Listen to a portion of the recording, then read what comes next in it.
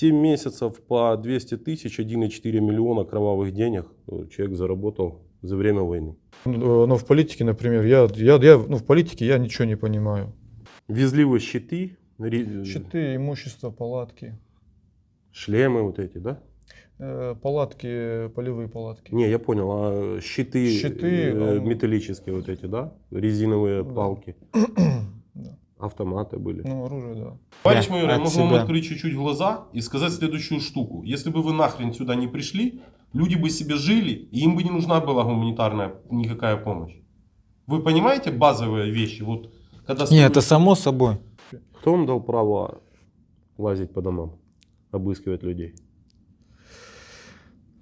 Да, по большому счету, права так такового не было. Например, так у меня... вы только что подтвердили, вы пользуетесь своим служебным положением, а именно наличием автомата. Ворвались в чужое имущество и забрали для своих личных целей. Мы можем сделать эксперимент. Мы найдем местное население, и они с вами пообщаются. Хотите поучаствовать? Мы его ставили у гражданского лица. Вы его тягали вначале, по-моему, там мы 2 3 дня. дня его тягали. 3 дня тягали, а потом оставили. Своих не бросаем. Сколько 200-х было? 12. А 300-х? Вдвое-втрое больше. Честно говоря, сам сожалею, что вообще приехал сюда, попал себе.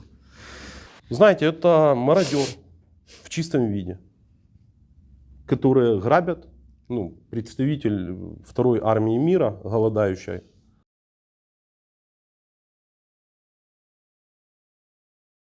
Добрый день. Добрый. Представьтесь, пожалуйста. Меня зовут Габеев Казбек Тамерланович.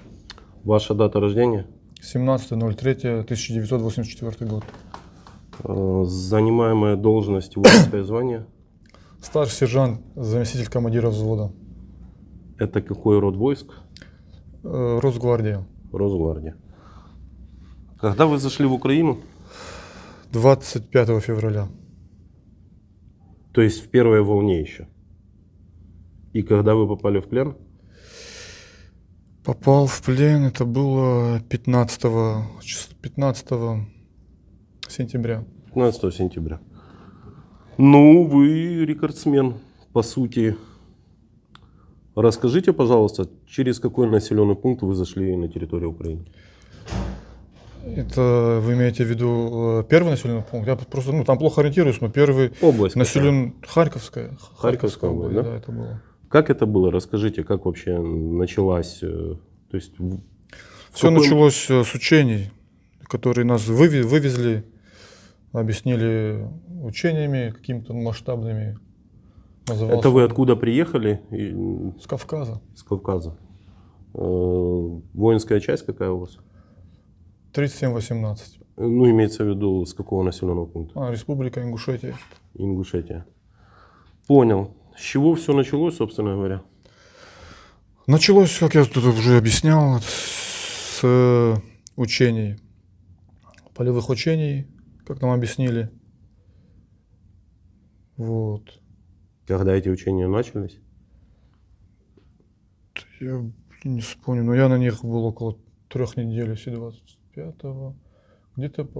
это было 2 февраля, что ли, выехали. Где-то вот так, начало февраля. Где вы находились на этих учениях и что вы делали на учениях?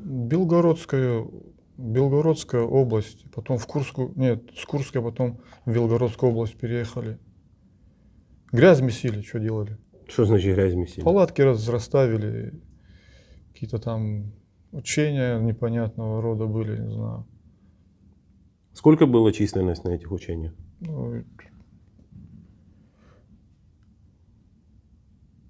Человек, думаю, 200 должно было быть, это судя по палаткам. Типа батальон? Батальон обычно больше бывает. Батальон, как правило, человек 500 должно быть. Не важно, значит, 200 человек, 2 роты. Значит. Да, месили вы грязь. Что было 24 числа? 24 числа было, 25-го, мы как Росгвардия, мы позже. Я понял. А 24-го что было? Движение техники, колонн было. Куда они ехали и зачем?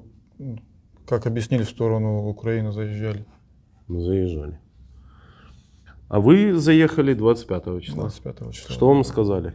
И кто вам объявлял это?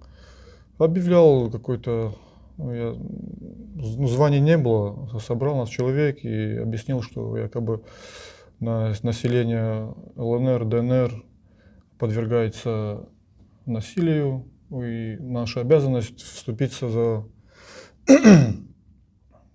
русское население, которое там подвергается, как это говорится, бомбежкам, туда-сюда, короче, как-то вот так. Там еще ветер дул, честно говоря, все не слышал, просто все, завтра заезжаем, говорит, все. Приказ отдан сверху. Как-то вот так, в общем. Заехали вы. И что вы увидели? Заехали вы в Харьковскую область. Объясните, почему вы ехали защищать ЛНР, ДНР в Харьковской области? Это потом уже узнал, что мы в Харьковской области. Это потом для меня даже было, я очень сильно был удивлен. Потом когда? Ну, когда вот уже мы узнали, что это не Луганск, не Донецк, а Харьковское направление. Все тогда ребята с нашего, задавались этим вопросом, друг друга спрашивали, интересовались, почему так, что происходит.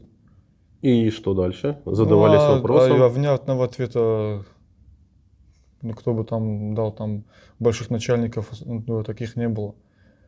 Командир, наш командир общий, командир полка, он однозначных ответов не давал. Мы напрямую не подходили, мы подходим через начальника своего, он спрашивает уже у вышестоящего начальства. Угу. Вот такая иерархия идет, то есть напрямую командиру подходить не позволялось. Узнали вы, что это Харьковская область. Что вы сделали? А что можно было сделать? Даже если бы выходить оттуда, ни дороги, ничего, на чем, как говорят, вы что для этого сделали? А что мы могли сделать, когда мы уже были на территории? Что можно было бы сделать, я даже не знаю. Вас обманули, получается? Да, к сожалению, так получается. Разговор будет, я думаю, интересный, потому что вы росгвардеец. Вы должны поддерживать общественный порядок, правильно? Насколько я понимаю. Да, одна из задач, да. Что вы с собой тянули? Какие вооружения, снаряжение? Щиты, дубинки. Мне не смешно, например. Щиты, дубинки. Это почему я ухмыляюсь, потому что мы их потом скинули просто и все. Что такое скинули? Мы от них избавились, потому что у нас там произошел обстрел первый. Когда? Это было 27 числа. Сколько у вас машин было на 200 человек? Колонна большая? Машины, не маленькая колонна была, но по количеству я не смогу сказать. Плюс-минус там 30 машин.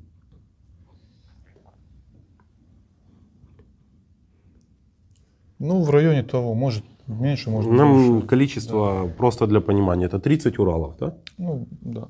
Или были БМП еще какие-то? Нет, у нас самое из всего такого, что было, это только БТР были и все. Я не разбираюсь, разница между БТР и... Тяжелая техника бронированная. Сколько было БТРов и сколько Уралов? Урала не скажу, но БТРов я видел штуки 3-4 где-то. Понял. Везли вы щиты? Щиты, имущество, палатки. Шлемы вот эти, да? Палатки, полевые палатки. Не, я понял. А щиты металлические вот эти, да? Резиновые палки. Да. Автоматы были. Оружие, да. И вы, получается, заехали, вас обманули, вы поняли, что вы в Харьковской области, командиром вы не пошли. Мы же в формате того, что вы 7 месяцев воевали. Нет, смотрите, Давайте по порядку. 27 числа был первый обстрел. Да, был обстрел, были погибшие, были раненые, техника была повреждена. Чем вас обстреляли? Это были кассетные какие-то снаряды, были кассетные. Да. Артиллерия. Артиллерия, да. Да, много было техники побито.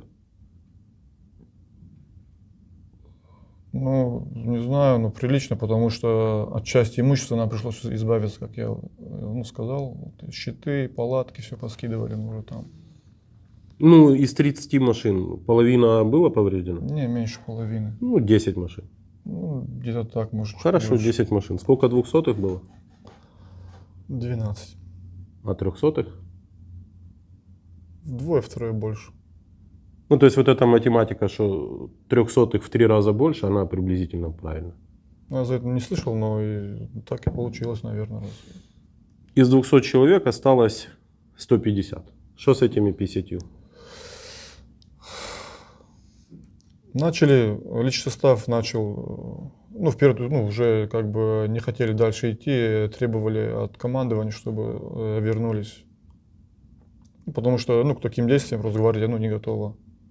Действия, у них как бы задачи, у них в задачах Росгвардии нету наступления, имеется в виду, в задачах. И то есть, следовательно, этому как бы и не обучены люди. Люди обстреляли, все, это не наша специфика, отодвигайте нас обратно. Была такая. Приехали, там начальство решало. В итоге оттянули в тыл, в Купянск. В Купянск. Там нас продержали. Приехали к командирам, объяснили то, что это разговаривать с людьми, уговаривать, чтобы дальше шли. У них это Росгвардия, больше у них такого не будет потерь. Они уже будут выполнять свои непосредственные обязанности. Вот, и Что было с этими 200-ми и 300-ми? их вывезли, Вывезли. в ночь вывезли их. Понял.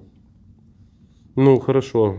Объясняли вам, что больше такого не будет. И что было дальше? Дальше было, пригрозили то, что это будет чревато последствиями для тех, кто сейчас откажется. Все-таки там часть, небольшая часть рискнули, отказались, уехали оттуда, с Купянска. Были отказники? Да, отказники были. Сколько человек было? Урала. Я видел 2 Урала, где сзади сидели личный состав, который А выезжал. сколько в Урал влазит человек? Нормы посадки. 10 человек, 20? Нет, там где-то 20 должно поместиться. Еще зависит от того, имущество твое где будет. Ты его с собой берешь или отдельно Урал будет от этого. Угу. Вот так, поэтому точное количество я сказать не. 40 человек. Плюс-минус. Да, 40 человек. Думаю, что так, да, где-то. Почему вы не уехали? Командиры начали пригрожать, то, что у вас будут проблемы на работе, вернетесь. Вот, и большая часть пошла с учетом того, что на передок никто не пойдет. Не отправят, как вот сейчас, как получилось при первом обстреле. Остались все в поселке Первомайский, если знаете. Маленький поселок. Итого, зашло 200 человек на 30 машинах. Был первый обстрел, 50 человек выбыло. Правильно? Плюс-минус. Я человек там небольшой, поэтому я для зрителей, чтобы подбиваем какой-то там промежуточный итог. 50 человек, это 200 и 300, их вывезли. Еще 40 человек отказалось. То есть половина, грубо говоря, осталась. Больше, чуть больше осталось. Чуть больше половины. Дальше что? Это уже был март месяц. Или еще февраль? Не, вот в марте мы как раз, это в поселок Первомайский, мы там еще были. Угу, понял, хорошо. Дальше в марте чем вы занимались? Дальше там адрес, в этом поселке проходили адресные мероприятия. Они какого рода были? Оружие изымали у местного населения. Таковое. Там все вообще было маленькое, там, в принципе. Кто вам дал право лазить по домам, обыскивать людей? Да, по большому счету, права так такового не было. Просто были указания начальства и все. Не, вы человек. Вы находитесь в чужой стране. Кто вам разрешил лазить по чужим домам? обыскивать людей?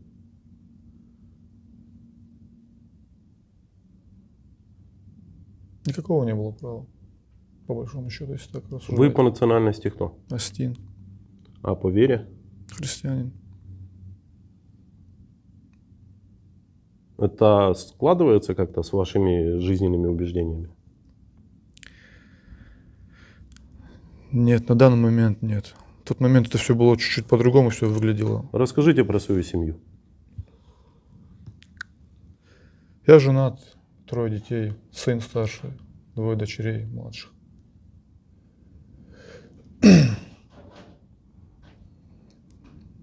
Школьники. Давайте представим ситуацию. Если в каком населенном пункте вы живете? Город Владикавказ. Давайте представим, заходит в Владикавказ какая-то армия и приходит к вам домой. Я понял ход мыслей ваших. Это да. Это неправильно. Это...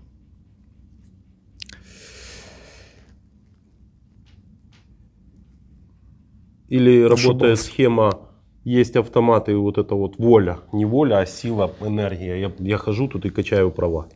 Я росгвардеец. Лично я себе такого не позволял. Ну, никто из И вас, всё. кто сидит у нас на интервью, так и сказал. Конечно. Ну, Ну, я знаю, как это происходит. Глаза блестят, я врываюсь в чужой дом, автомат Да, передернул. Ну, так и было. Ну, вы думаете, кто-то вам поверит, что это было по-другому? Докажите. доказать. А никак нет, это только у населения у местного спрашивать надо, которые... Знаете, что первую расскажет мать. местное население? Мы можем сделать эксперимент. Мы найдем местное население, и они с вами пообщаются. Хотите поучаствовать? Ну, там будут люди, которые именно живут там. Живут там. Но вам никто не скажет с того населения, что их притесняла там Росгвардия. Я в этом... Если только из вредности кто-нибудь так не скажет. Знаете, Именно- сколько трупов осталось после того, как вас выбили? Везде. Мы дойдем до Изюма, где вы были. Вы в Изюме потом были, да? Не, в Не, Изюме. не в Изюме, а Мы в Балаклее. в Балаклее. Конечный пункт на Балаклее был. Знаете, сколько там трупов найдено? Нам за Изюм говорили, за Балаклею. Мы дойдем еще до туда, потому что мне же интересно, рассказывайте, как вы брали консервацию, лазили по подвалам. На консервацию в Балаклее? Нет, там где вот и в Балаклее. Вы мародерили? Нет. Ни разу. Это низко, я не одобряю такие. А кто тогда лазил по подвалам? И забирал консервацию? Мародерство закрутки? вы имеете. Я мародерство считаю так, когда человек в корыстных целях забирает чужое имущество. Я понял. А когда для нужд армии, это не мародерство. Для нужд армии Покушать. покушать, где нас взяли в плен, вот в этом, ну, где нас окружили, вот там наши ребята заходили в подвал и взяли консервы на еду. Это я не скрываю, но это мародерство считается, если чтобы для... Да, вы мародер. Раз вы так считаете. Давайте докажите мне, почему я должен считать иначе. Вы туда ложили это? Вы лично положили в этот подвал туда? Эту консервацию, эту нет. консерву? Ваши ребята, как вы их называете, я их называю мародерами и убийцами, насильники. Они туда это положили? Что они пришли и фразы «для нужд меня».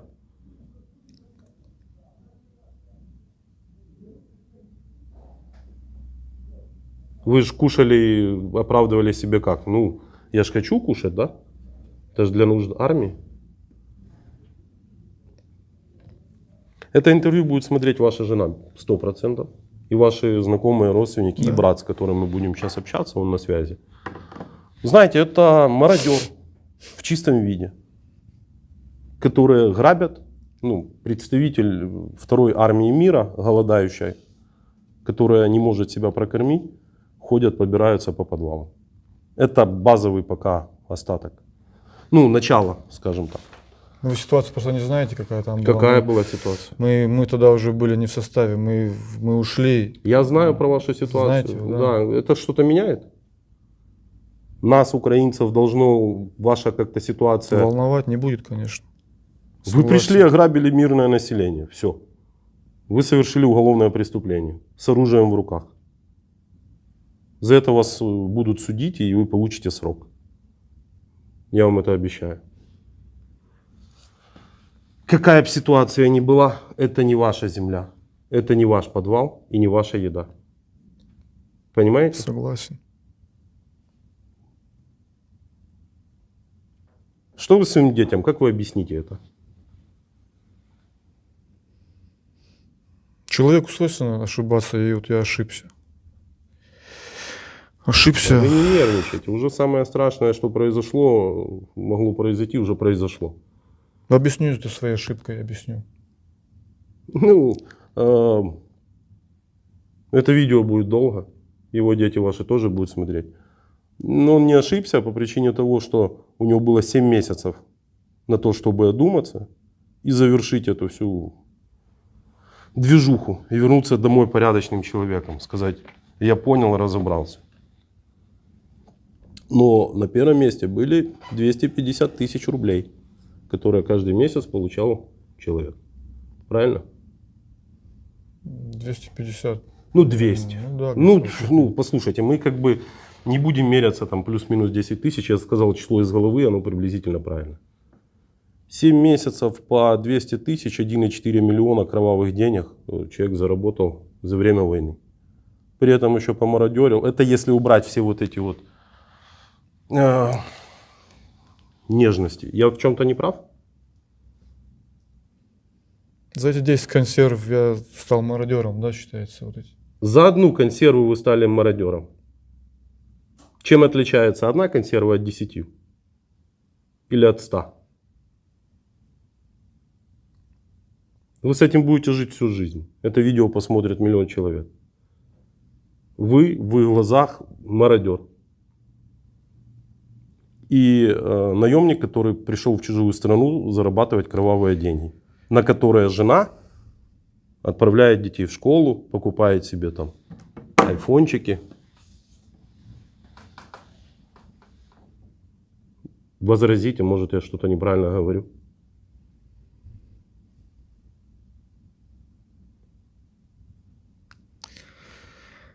У нас дискуссия, у нас как бы время есть. Мы можем с вами разговаривать сколько хотим. Мне интересно, ну, ваше оправдание за 10 консерв я стал мародером? Да, возразите, что нет. Фраза «для нужд армии» не работает. Если бы я мог их попросить, я бы попросил у местного населения, но такой возможности не было. А где местное население было? Нет, я говорю, если бы была возможность у населения попросить. А я спросил, а где было местное население? Ну, дома никого не было. Почему? Не знаю, почему. Я могу предположить, потому что люди сбежали. Нет, там жилое было, там собака была, там техника, все было. Там. Ну, то есть вы могли подождать, но нахрена ждать, я хочу кушать сейчас. Так, ну, местное население, реакция тоже человек, ну, боялся, как отреагирует. Да убежал человек, видит, идет группа вооруженных людей, у которых в голове неизвестно что. Это нормальная, обычная реакция человека. Если бы я увидел 10 фашистов-оккупантов, которые идут с автоматами, я бы тоже убежал. Или нет? Ну, реакция человека такая была бы. Конечно. Поэтому я говорю, возможности не было. Да, ну, поэтому вы мародер.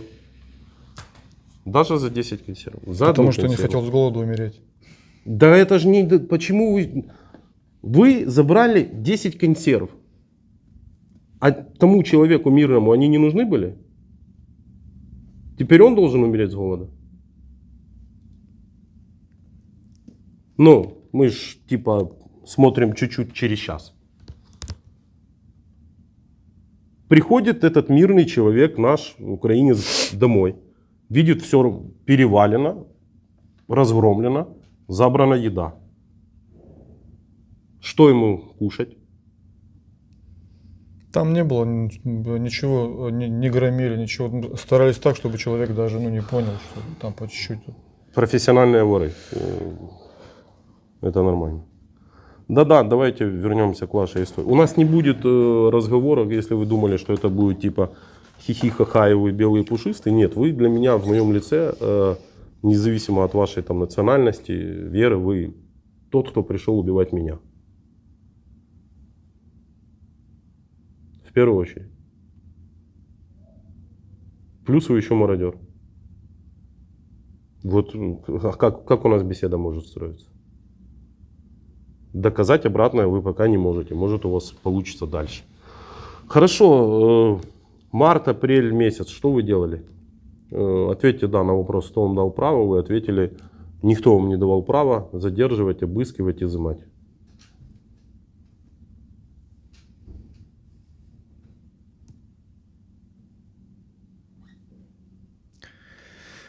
Вы оккупант?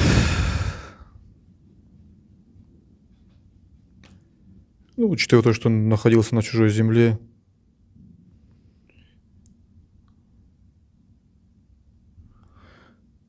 И учитывая мнение местного населения, то, наверное, так и получается. Вам кто-то за 7 месяцев из местного населения сказал спасибо за то, что вы пришли? Вам не хватило 7 месяцев разобраться, что что-то не так?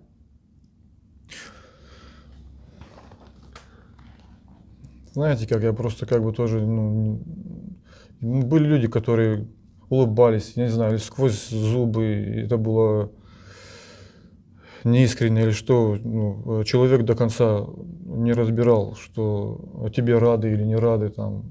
Вот это тоже с толку сбивает человека. Ну, вам спасибо за 7 месяцев никто не сказал. Это о чем-то может говорить? С цветами вас встретили кто-то? Да нет, конечно. Хлебом, солью, так, на рушнике. Я просто уверен, что если бы вы не попали в плен, вы бы дальше еще бы воевали. Нет. Нет? Я хотел, да, у меня контракт заканчивается, и думал, уйду, у меня там и пенсия, на пенсию. Я планировал, планы такие были. Вы идейный или за бабки?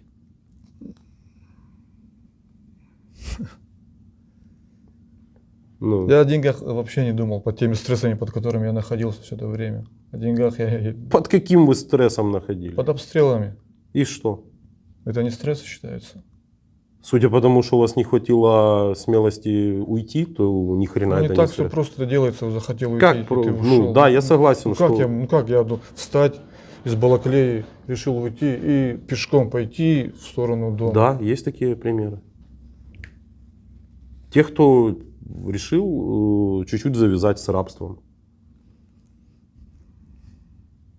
До меня это позже, наверное, дошло чуть-чуть.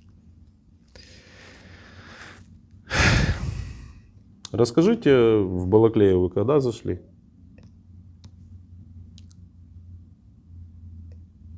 Это где-то в марте было. И с марта месяца вы... апрель. грубо говоря, пусть будет с апреля месяца до плена вы были все время в Балаклее. Да. Уже как местные там, все знали. Да нет, я... Чем вы занимались? Расскажите свой обычный день. Вот проснулись. Где вы в Балаклее жили? Там электросети, как здание электросетей, что ли, РЭС называли его. Там посты были по охране, обороне этого объекта. Вот. Вы охраняли. В основном, да. На задачу сопровождения было колонн, которые наши выезжали в сторону, за продовольствием выезжали. Вот. В неделю пару раз. Бывали задачи по поиску пилота нашего, который катапультировался в том районе. Выпал. Находили? Нет. Хорошо. Да где вы ночевали? В этом здании электросетей, как это называется. Все 5 месяцев? Не, потом переехали, обстреляли, потом переехали. Там было какое-то общежитие, училище, туда переехали. После того, как сгорело вот это здание. Угу. Когда попали, 200-е были? 300-е были, 200-х не было. Сколько за все 7 месяцев вы своими глазами видели 200? С нашего подразделения? Ну, с любого подразделения.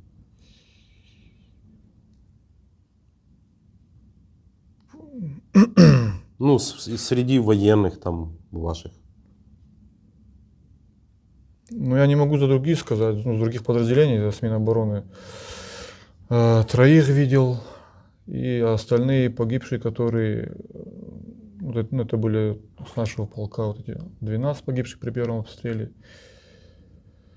И вот при крайнем, когда тоже были погибшие 2 человека, видел. За что эти люди погибли?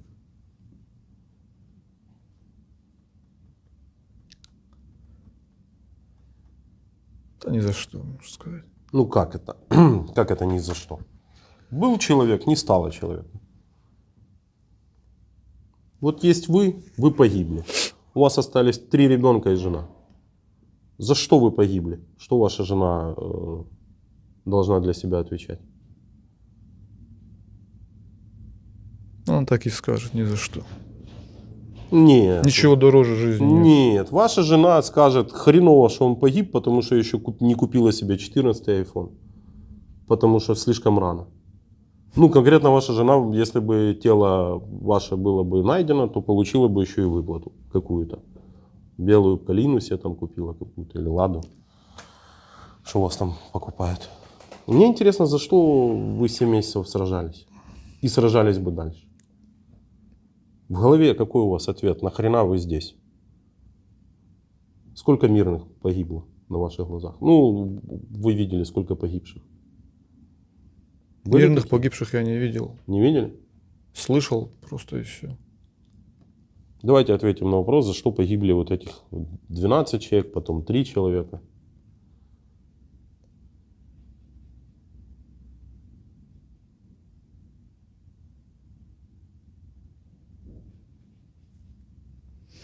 Со своей точки зрения, вы имеете в виду, или вы вообще... Так, конечно, ну а какая? Вы же не знаете. Вы всей правды не знаете, чтобы говорить за какие-то другие мнения. Правильно?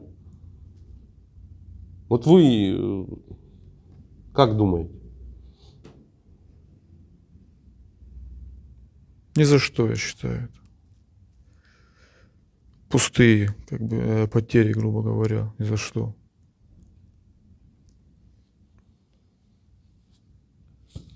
Другого ответа у меня нет. Я вам сегодня принес вафли Артек и червячки. В честь чего я вам принес? Для чего, точнее? Помянуть. Да? Что помянуть? Как бы сказали ребят, которые погибли. Да, 60 тысяч число.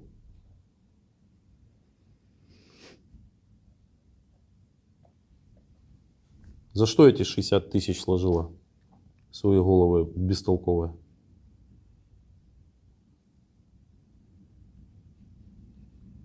Ну, я отвечу, если вы молчите, потому что молчание... За чьи-то амбиции, наверное, какие-то. О, видите, начинаете... Да, за чьи? Политиков, чиновников. Есть лицо, которое приняло решение, что вот это все должно происходить? Там не одно, наверное, лицо.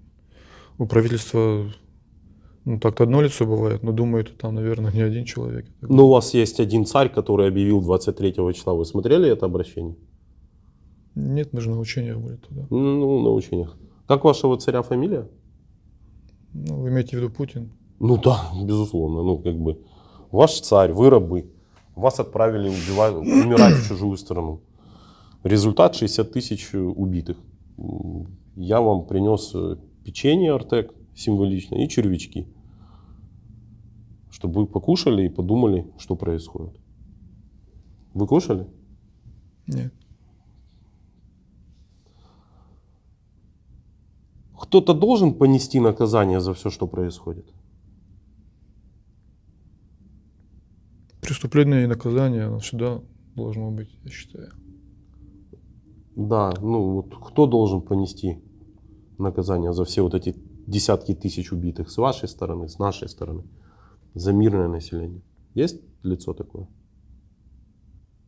Ну, я не могу сказать определенно, конкретно, что человек именно вот виноват. Давайте подумаем. Ну, подумай, я понимаю, вы к чему клоните. Я ни к чему не клоню. Ну, Вы можете... но, высказать- но в политике, например, в политике я ничего не понимаю. В политике. Если Да. Не понимаете. Правды вы все не знаете. А правду никто не говорит, никогда никто не скажет. Кто принял решение, что вы конкретно сейчас находитесь там, где находитесь, в плену, после 7 месяцев бегания? с автоматом? Верховный главнокомандующий. Путин. Всё, я как бы услышал. Он должен понести наказание в случае, если чего, если будет трибунал. Он, безусловно, будет, и его будут судить. Вы считаете, должно это произойти? Что именно? Ну, вообще, трибунал над военными преступниками. Но он всегда был, должен быть. Иначе все преступления будут безнаказаны. Это хорошо, что вы понимаете, что... Не, возможно, не Путина надо судить, а вашего командира. Вашего Я вам командира... поэтому говорю, что я в политике... Да я тут нету политики никакой. Ну, там Вы же- выполняли там и- преступный приказ. Лично вы. Вы такой же военный преступник. Вы выполняли преступный приказ. У вас было право его не выполнять. Как, по-другому же не бывает. Расскажите последний день вашей беготни. Ну, нам не интересна там история, как вы жили, потому что, понятно, Росгвардия, ходили, обыскивали людей. Ну, Последний день чего вы имеете в виду? последний день вашей свободы. Ну, хоть у вас здесь в плену свобод больше, чем у вас было там.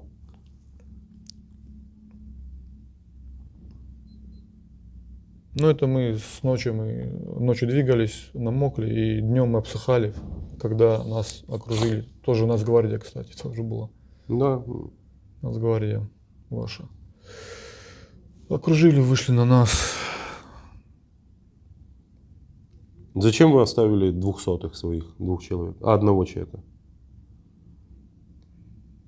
Оставили.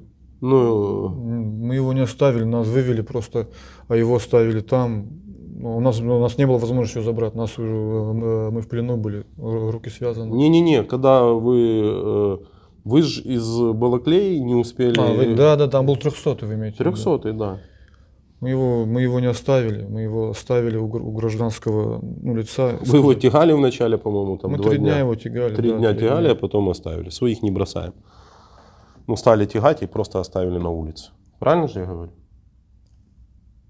Ну, Ну, это не совсем правильно, как вы говорите. Мы его не оставили. Мы могли его оставить в лесу так же, где бы он умер бы. Мы оставили его в На надежде дороге. на то, что гражданский вызовет или военных и заберут его, если повезет, в плен. Так хотя бы был шанс. да. Другого шанса не было. У него... А расскажите, почему вы не уехали со всеми? Это было небезопасно, потому что уже город уже был в кольце. У меня есть 2 версии, почему вы не уехали. Точнее, оба раза мне сказали, что просто не было места. Места тоже не было, но Так это и есть мы первая могли причина. набиться сверху, но опять-таки, это тоже небезопасно сверху, на технику, на БТР. Да, это как раз вот эти вот ролики, которых сотни, когда тех, кто успел, уехали, а кто не успел, остался. 6 росгвардейцев. Насколько я знаю, там вы связывались с командованием вашим. Да, по дороге пока связь была. И вам, Не то, что пока связь была, там связь нашли где-то. и вам сказали, что? Двигаться на восток до своих. А до этого, когда уже все уехали, им сказали, стойте, ждите, подкрепление будет. Тупо жестко вообще. Уже все сбежали, а Росгвардия еще стояла. Директор у вас что-то там такое. Вы с супругой разговаривать будете? Я бы хотел с братом поговорить. Давайте с братом. Смотрите, я сейчас включу, у нас состоялась переписка, меня брат нашел вчера сам. Нет, мы не знакомы, звоню вам с России, и я бы хотел пообщаться с вами по поводу военнопленного. Вы несколько дней назад брали интервью у майора Трифонова, и Вот номера взял у него и хотел бы с ними в группе человечек и хотел бы пообщаться по поводу него. Какие варианты есть у нас, чтобы вытащить его с плена? Помогите, если вы можете. Хотя бы сказать, какие у вас условия, мы выполнили бы все ваши условия, там обмен или что, как, ну. Помогите, пожалуйста. Я ему там дальше идет не переписка, а много сообщений. Суть какая? Это родной брат, да? Да. Родной брат меня нашел мой контакт. Я ему рассказал, что никаких условий нету. Это ж правда. Что единственное условие это обмен. Нам не нужны никакие деньги, нам это вообще не интересно. Брат сегодня изъявил интересное желание. Хорошо, брат, я тебя услышал. Послушай, задействованы все. Я вчера разговаривал с командиром полка, с командиром роты. Они звонили, и командир бригады, все в курсе. Сказали, типа, задействовано, на 5 число должны вас внести в списки. Я сейчас еще раз наберу меня, я сейчас буду на душе стоять, брат. Сделаем все, что возможно. Делаем все, в принципе. Все в курсе. Он изложил там прикольную мысль через... вы... Я сам же говорил. Вы сказали, да. Давайте я сейчас наберу.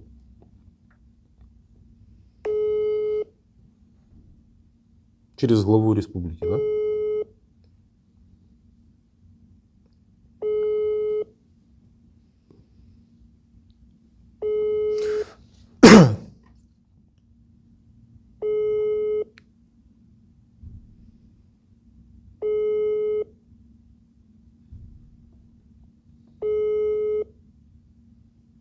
Не берет. Он, возможно, может рядом с семьей, сейчас он отойдет в сторону. Добрый. Добрый день. Меня звать Дмитрий, я журналист из Украины. Рядом находится ваш брат. Вы с ним будете разговаривать? Да, конечно. Разговор будет записан и опубликован. Я вас поставил в известность. Брат, привет. Привет. Как дела? Что, как дела? Бывали времена получше, как говорится. Ну, дай бог, все будет хорошо. Ты где, нет никого рядом? Нету, вот Сармат только вот здесь рядом. Пусть выйдет куда-нибудь, чтобы ты один был. Выйди отсюда. Вот это хорошая идея, расскажи. Ва, Дверь закройте. ты мне можешь рассказать в 2 словах, там, какие-нибудь действия, там, вот то, что я тебя просил, там, какие действия вообще там происходят, что для этого делается, для вообще там, наш статус какой, 5 числа, ты что говорил там, типа, что ты имел в виду там 5 числа? Ну, ты в сообщении говорил там 5 числа должны внести там в какие-то списки. Смотри, когда вот эта вся ситуация прояснилась, когда узнали то, что вы попали в плен, начали обращаться и главу республики, потом с администрацией перезванивали, записывали в списки, типа мы им в военной части говорили, мы не можем их, я говорю, статус у ребят, говорю, какой? И они говорили, без вести пропавший. Сделай, Потом... я тебя перебью, сделай на всякий случай, запись экрана умеешь делать на телефоне? Нет, у меня не записывается. Смотри, Дмитрий, эта запись же будет опубликована. Да. Эта запись будет опубликована, в принципе, чтобы такого недоразумения не получилось, как было до этого, что мы числимся без вести пропавшие. Нет, уже официально вы числитесь военнопленных, потому что когда Дмитрий, с Дмитрием переписывался, я вчера с которым, он скидывал фотографию вот этого майора, как его... Вася Трифонов. Да, и после этого, когда там на фотографии был виден он, внизу на видео и тебя видно, там других ребят, и после этого вас официально внесли уже в списки военнопленных. Обращались и к руководству, но оттуда начинали перезванивать люди, там, объясните обстановку, что да как, рассказываем, типа, да, мы будем иметь в виду. Чего руководство? Что руководство? Военное имеешь в виду? Нет, в руководство республики обращались, и они сказали, мы внесем их в списки. Потом я начал, естественно, обращаться к военным. Я говорю, так и так. Я говорю, какие действия с вашей стороны происходят? Они говорят, мы занимаемся, все в курсе, занимаемся военнопленными. Сейчас вносим списки, и типа, в ближайшее время будут идти переговоры, чтобы произвести обмен военнопленными. Ты лично сам разговаривал с ними? Лично я разговаривал сам, я разговаривал и с командиром полка, и с командиром роты. Они говорят, занимаемся, все, что в наших силах, все, что говорит, зависит от нас, мы делаем. Передали списки куда-то в Москву, кто непосредственно занимается военнопленными, и сказали, все в курсе. Остается только ждать. Идут переговоры. Насколько это правда, нет, я сказать не могу. Но я ставлю в курс всех, обращаюсь ко всем, я говорю, так и так. Смотри, Иван, насчет, вот они там говорить-то могут одно, а на деле может быть, на самом деле это другое, потому что я-то здесь ситуацию, вижу, изнутри я вижу ситуацию. Я тебе до этого говорил, именно вот там, где мы находимся, вот именно вот, как сказать, В СИЗО вы в СИЗО, грубо говоря, вот в том помещении. Из этого СИЗО за 3 месяца было сделано, между крайними обменами, в общем, прошло 3 месяца, я правильно говорю, Дмитрий? Да. Отсюда, по крайней мере, отсюда. Трифонова я не считаю. Его, не знаю, это что вообще был за обмен. Единичный получился как-то вот так. Вникать не буду, я не знаю. Поэтому я бы тебя попросил бы, чтобы... такой же обмен может быть и у вас, если этого захотят. Видишь, как здесь поясняют, они бы рады от нас избавиться и сейчас. Просто поясняют то, что от нашего руководства нету заинтересованности. Действий никаких нету. Насколько это правда, честно, я не знаю, но этот момент нужно учитывать. Назовите хоть одну причину, по которой нам есть смысл вас тут Нету, держать. да, просто я этого, например, сам лично не знаю, поэтому я стопроцентную информацию тоже не могу сказать. Мы записываем это интервью для того, чтобы вы показали, что вот он живой, давайте его забирайте. Его готовы отдать ровно через час, если ваше руководство отдаст нашего военного защитника вместо вашего брата. Вот постановка вопроса и формулировка. Реально, да, вот они говорят, что готовы хоть сейчас отдать, обменять, хоть сейчас готовы. Просто обоюдного нету согласия, понимаешь, в чем дело. Потому что я не могу понять одного обмена, но вот сейчас по разговорам с тобой я понимаю, потому что здесь я когда разговариваю по поводу военнопленных, говорят, украинская сторона не хочет идти на переговоры. Здесь говорят наоборот. И Вы можете сейчас взять нашего военнопленного, нашего защитника, а я возьму вашего брата? Были у меня такие полномочия. Добейте себе таких полномочий. Я смогу свои... видите разница какая? Я могу взять конвой, попросить и вашего брата повезут на точку обмена на 0. Сделайте то же самое. Без всяких формулировок и рассказов, что командование не может найти связь, украинская сторона не хочет меняться. Они нам не нужны. Их тысячи в плену сидит. С марта месяца включительно. У нас разрушены города, и у нас есть чем заниматься, а не содержать их и лечить. Вам оказывают медицинскую помощь? Оказывают, да. Честно говоря, здесь медицинская помощь, здесь женщина есть, она как за детьми там носится. Я тебе отвечаю, отношения, честно говоря, намного лучше, чем ожидалось. Они нам не нужны. Возьмите наших военных и заберите своих росгвардейцев. Все. Я вас услышал. Я прямо сейчас же я буду встречаться с людьми, буду настаивать, буду делать все, что возможно, чтобы забрать. Я думаю, если глава республики захочет поменять, его поменяют завтра. Всех их 7, 6. Непосредственно я сейчас буду Можно? организовывать встречу и разговаривать. Можно вопрос задать? Да, да, конечно. Зачем вы разрешили брату поехать в Украину убивать и мародерить? Я вам скажу следующее, Дмитрий. Изначально, когда вот это все началось, не все понимали суть вот этого всего. Но вот спустя вот определенное время войны многие стали понимать, что, ну, Почему вы его не отговорили вернуться? Он 7 месяцев бегал, зарабатывал кровавые деньги. Он говорил, давай сюда, Вы давай. посмотрите интервью, вы узнаете, что он мародер. Они грабили наши мирные дома. Как он это объясняет, чтобы не умереть с голода? Звучит это уже так, да, но... Это не так звучит, это так и есть. Это так и есть. Ваш брат мародер и убийца, который 7 месяцев бегал по чужой стране с автоматом. Я не знаю, как у вас в Осетии с этим нормально или ненормально, но знаете, знайте. Давайте, прощайтесь. Проходите.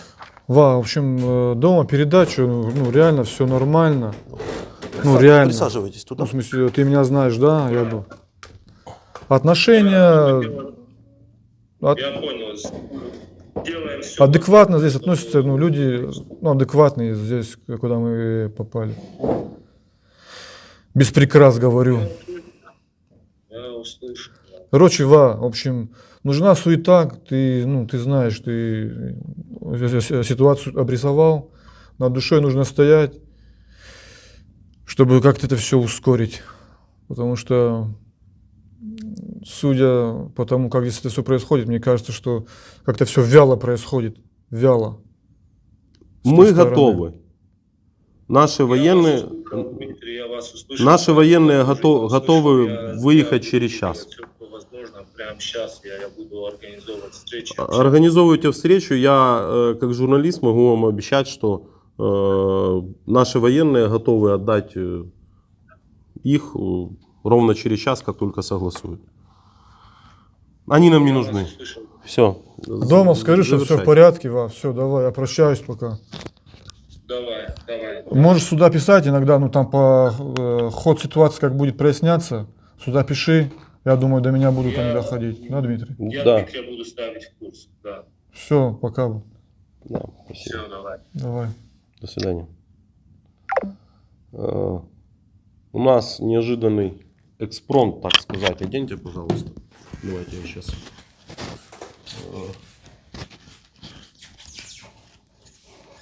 У нас в кадре появился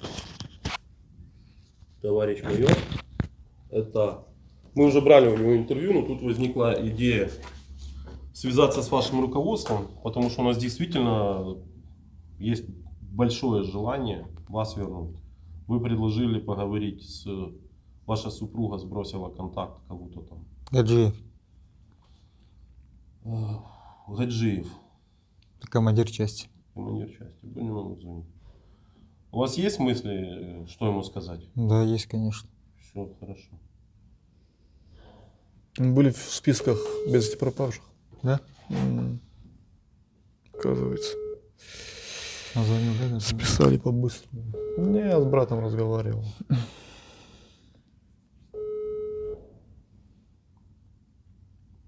А что вы ему хотите сказать? Ну, что навели суету, поторопились, что-то сделали, какие-то меры приняли. До главы республики сказали, Ингушетии, Осетии, вышестоящее руководство, чтобы довели, что мы находимся в плену. Сколько нас человек, фамилии сказать. То, как Казбек говорит, если мы считаемся как без вести пропавшие, чтобы Знаете, почему вы без вести пропавшие? Потому что нет проблемы, которой нет. Проще указать, что вы 500-й, чем, как вы говорите, суетиться. Вот вы нас сфоткаете, отправите, и Давайте. да, так, наверное. Ну, то есть я ему в WhatsApp звоню, пишу. Он же вас знает, да? Да, конечно. А это кто? Командир части.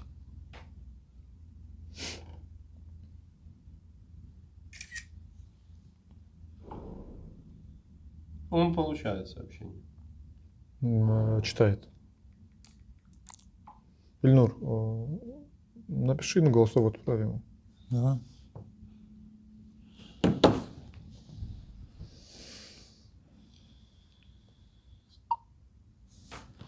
Здравия желаю, это Хасанов и Габеев рядом тоже со мной. Мы находимся в плену в Украине. Вы пусть он 6 возьмет человек, да, надо поговорить, пообщаться. Сейчас мы будем вам звонить, чтобы взяли трубку, либо вы перезвоните. Расскажите, что ваш брат сказал. Что все суетятся, а толку... Короче, он сказал то, что вот он начал, как только узнал то, что мы живы в плену, начал суетиться. Мы были, короче, в списках были без вести пропавших. Сейчас из этих списков нас убрали. И вот ему говорят, что делается все для того, чтобы именно вот по нам там был произведен обмен. Делается? Говорит, ему говорят наше начальство, да. говорит, Он командир? разговаривал, и он и с командиром Часть? части разговаривал. Не знаю систему. Да. Просто я не знаю, как это, на ком это все. На ком это замкнется все. А давайте подумаем, чисто вот пофантазируем. Я, во-первых, думаю, что он не возьмет трубку. То есть я показываю для зрителей. Мне дали телефон командира части, это вы попросили у своей супруги. И есть телефон замполита. Как его? Чикариули. Чикариули. Я написал и туда, сбросил ваши фотографии, переслал сообщение. Там доставлено, да, показывает? Да, галочки есть. Нет, галочки, значит, синие бывают. Еще пока нет, но мы пока ждем. А сколько время ему совещание идет? 3 часа. Ну да, в это время, скорее всего, совещание может. Оба.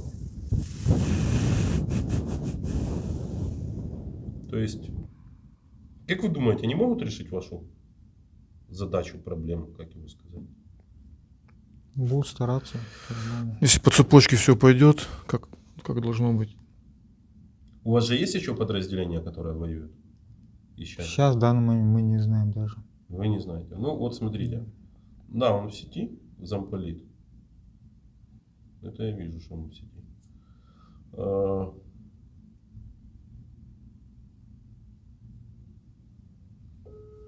Вот конкретно они, как боевые командиры, могут решить эту проблему, вашу проблему, очень быстро. Если захотят. Вы же это понимаете. Один командир не решит, я так думаю, потому что там... да. Я не про это. Расскажите, что я имею в виду. Не, один командир, правильно он говорит, вот один он, наш командир части, он сразу проблему за час, Нет, там, не за день он не решит. Он сперва доложит вышестоящее руководство. Вышестоящее доложит другого, еще выше. И вот так до Москвы, и потом Москва только будет, там, преподнесет либо директору, либо его заместителю. А я думаю, нет. А потом Есть более короткий путь. Я так думаю. Моя фантазия просто из того, что я знаю. Замполит тоже трубку не берет, хотя он в сети. Он видит, что я ему звоню.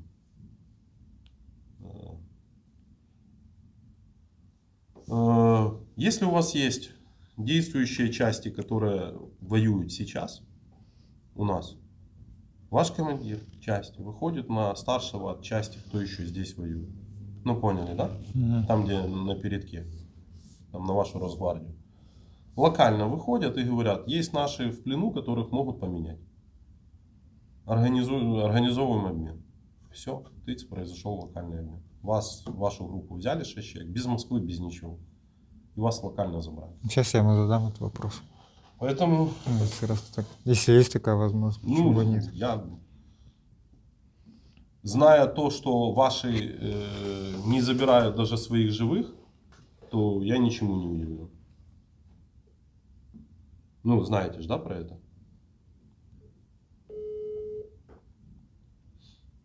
Интересно. Такое неожиданная попытка услышать. Я думаю, что он не возьмет трубку. Побоится. Не знаю. Что он мне делает? Здесь будет обрезка, чтобы не было вот этого тупника пришел.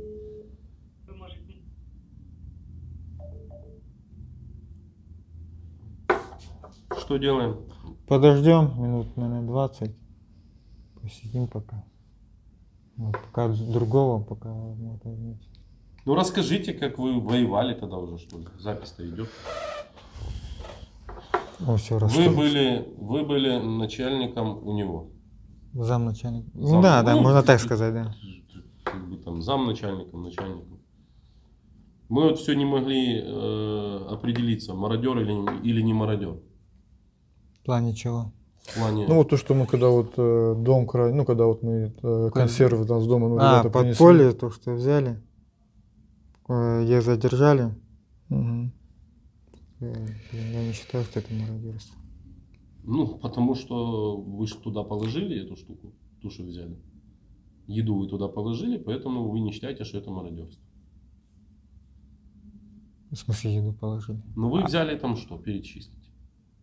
Ну, консервы там то, что было, и компот, и там, варенье. Ну, И всё. вы до этого пришли в этот подвал, все это положили, и потом пришли и забрали свое. Нет. Нет, это чужое, чье-то, там находилось. Вы пришли и забрали. Получается так. Получается так. Почему вы, в какой момент вы перестали быть мародером? Ну, потому что по уголовному кодексу вы грабители, которые с оружием проникли на чужую частную собственность и ограбили. Группой лиц. Тяжкая статья от 8 лет. С проникновением. Наверное, я путаюсь, там ошибаюсь. Меня в кадре нету, но как бы... Ну, правильно? Почему вы не мародер? Попробуйте мне еще раз объяснить и для зрителей объяснить. В какой момент вы перестали быть мародером? Мародеры, я считаю, это ну, с целью наживы, когда человек, пользуясь положением своим или обстановкой на территории, где находится, военным положением, как называть, он этим пользуется и целенаправленно для своей наживы, для обогащения личного, когда берет чужое имущество. Ну, например, Так у меня... вы только что подтвердили, вы пользуетесь своим я же- служебным положением, ну, я же не- а именно ну, я наличием же- автомата. ну, я же- Ворвались в чужое имущество и забрали для своих личных целей еду. Что из... Вы же сами это только что Это же не проговорили. для обогащения же, а для... Вы обогатили свой живот. Ну, То есть если так Не, смотреть, ну, Дмитрий, не, то... ну, то есть ваша формулировка «я голодный, хочу есть, не хочу умирать с голода», ну это такая себе отмазка детская. А как же облика морали русский солдат должен защищать и кормить, а не грабить?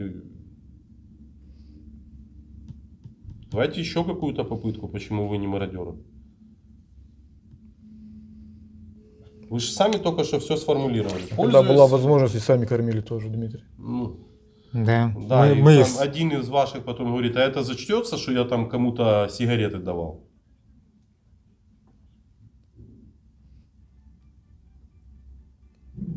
Была возможность, мы даже мы сами раздавали продукты питания местному населению. Знаете, в чем и разница? не один раз. Знаете, в чем разница? Не берет ваш командир. Хотя, знаете как, это не было предназначено для гуманитарной помощи. Чисто вот от себя. Товарищ майор, я от могу вам себя. открыть чуть-чуть глаза и сказать следующую штуку. Если бы вы нахрен сюда не пришли, люди бы себе жили, и им бы не нужна была гуманитарная никакая помощь. Вы понимаете базовые вещи? Вот, когда Не, это само собой. Ну, так не это надо само тут собой. рассказывать на тему того, что оно не... Не, я вам отвечаю на тот вопрос, Не который вы нам предназначалось. поставили. Ну, вы мародер.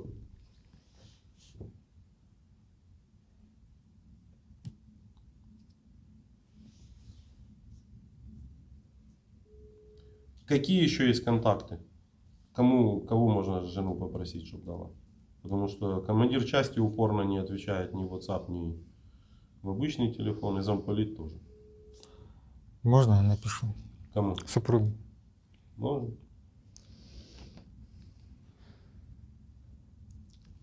Вы отправьте лучше голосовое сообщение. Да, голосовое. Потому что она подумает, что это я пишу.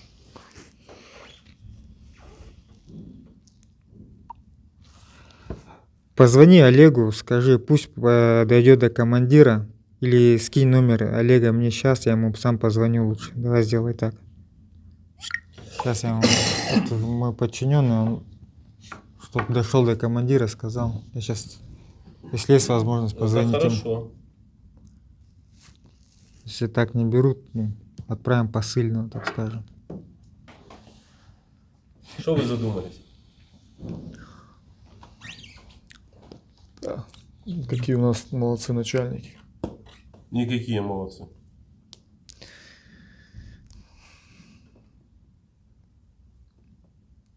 Слова нет. Скинула, да? Да.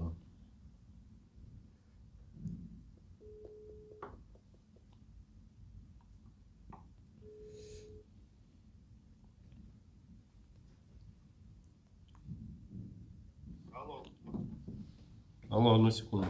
Алло. Алло, Олег, здорово, это Ильнур. Братуха, здорово.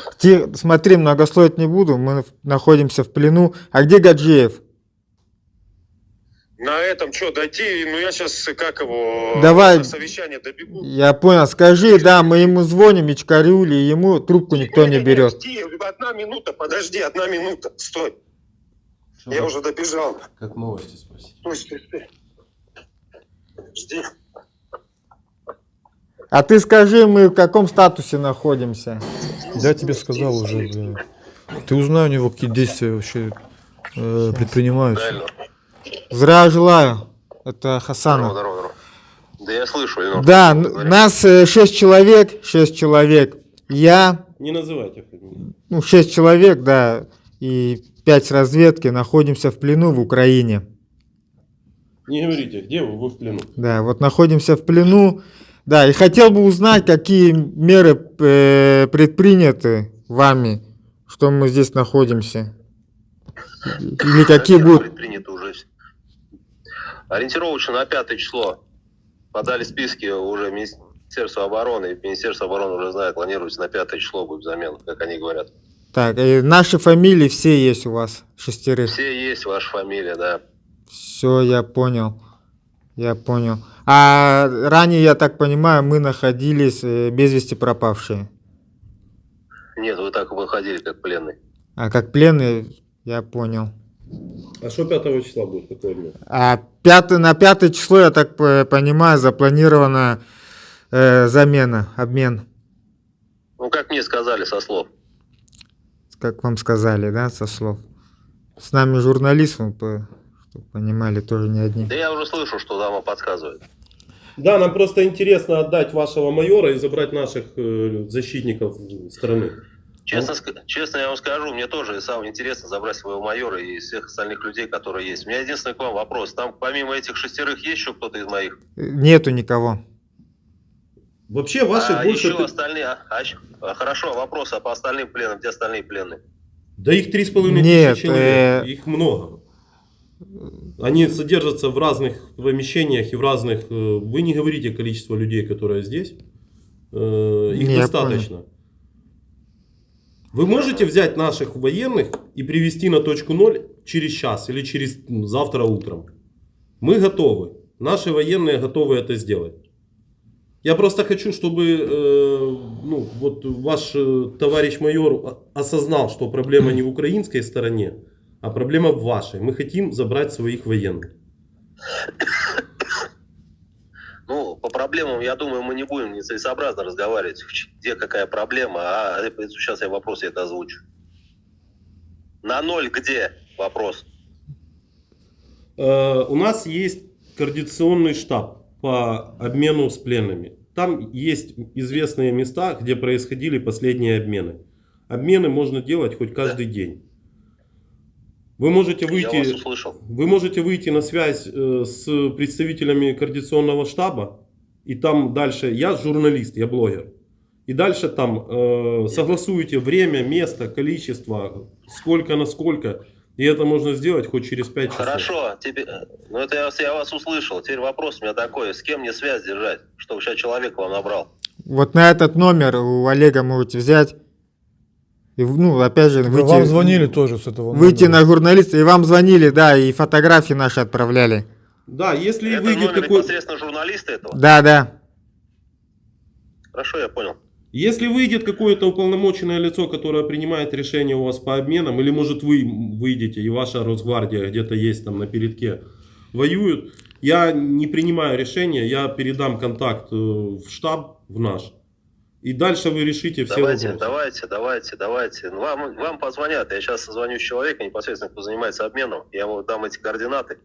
И он с вами созвонится, уже скорректирует здесь все вопросы. Да, то есть смотрите, у нас все прозрачно и открыто. Мы с первых дней войны показываем все, что происходит. Мы участвуем в обменах.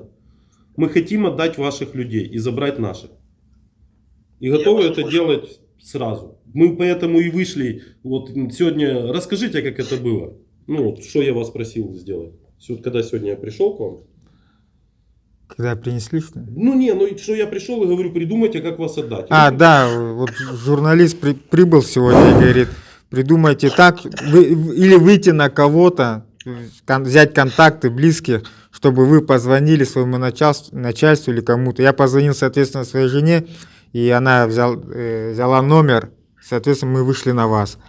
Вот, и... Понятно, это правильно сделано. Да, и следующее, можно позвонить, кто непосредственно находится здесь, кто участвует в специальной военной операции, выйти на командира, соответственно, он же может выйти на штаб и могут даже завтра поменять на нуле.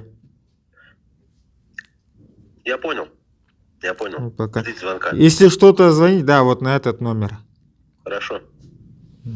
До связи. Что вы думаете?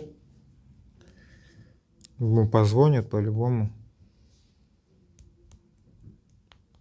Я думаю, что-то Я решится думаю, по-любому. Я стучал командиру по контакту, пусть он ответит, чтобы вы не были связующим вашему командиру части. Что, думаете, поможет это? Думаю, да. Ну, по-любому они кипиш, суету поднимут сейчас.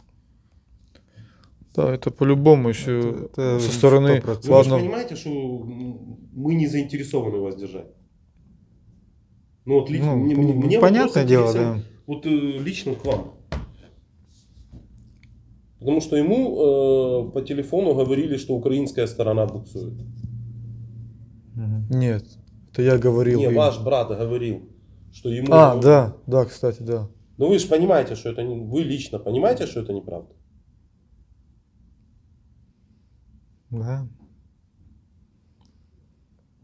Проблема в какой-то стороне, что обмены производятся не часто. так Если скажем. загибать пальчики, сколько раз вас обманули, начиная от того, что не будете воевать, не попадете в плен, и начиная с того, что вы пошли захватывать чужую страну, то можно сделать вывод, кто обманывает. У вас всего лишь 6 тысяч убитых по вашей статистике. Но вы прекрасно знаете, что их гораздо больше. И в Харькове это была не перегруппировка, а что это было? Кидалово. Мы-то здесь находимся. Как бы. Это было бегство. Новостей-то не знаем, что Это происходит было в бегство мире. полноценное. А вас забыли отвести. Поэтому делать вывод, кто обманывает, а кто нет, наверное, надо делать. Да. По традиции, вы пообщались с братом, вы пообщались с командиром. Я обещал, что вы еще позвоните супруге, вы ей позвоните. Хотя она понимает, что вы на связи. Она телефоны дает. Обратитесь, пожалуйста, к зрителям. Скажите, стоит им идти сюда? Получать ярмо мародера, убийцы? Честно говоря, сам сожалею, что вообще приехал сюда, попал. Спасибо. Случилось уже, что случилось, то случилось, как говорится. И предостеречь хотел бы остальных, тех идейных, как называют их. Информация совсем не та, что нам рассказывают там дома. Поэтому мой совет такой: лучше быть дома, рядом с семьей. Вот так я считаю. У меня на этом все. У вас что-то есть добавить? Нет, пока нет. Ну, он, по сути, рассказал вашу же историю, только он с 25 февраля воюет, герой, уже 7 месяцев. Вы приехали за кого-то, да? Поменять, да, Поменять, да. товарищу. Это его вы меняли? Кого? Вот это Олег, которого вы Нет, это мой, не тот. дозвонился. Записывай. Да, отправьте голосовую Жене. Да, спасибо, все, дозвонились до командира, он добежал, с ним пообщались. Ну, дай бог, должны скоро поменять. Ну, будем ждать пока что. Так что жди, не переживай, с нами все нормально. Относятся хорошо, кормят. Ну, все нормально, не переживай. Пока. Дранишников. Ну, это вот этот. Он просил, отправилось у него сообщение или нет. Можете посмотреть тоже. Отправилась. Все, спасибо. Так, ну я, собственно говоря, добавить больше нечего. Ждем вашего командира и контакт. Я, если на меня выйдут, обещаю, я передам контакт уполномоченным военным, потому что я не уполномочен.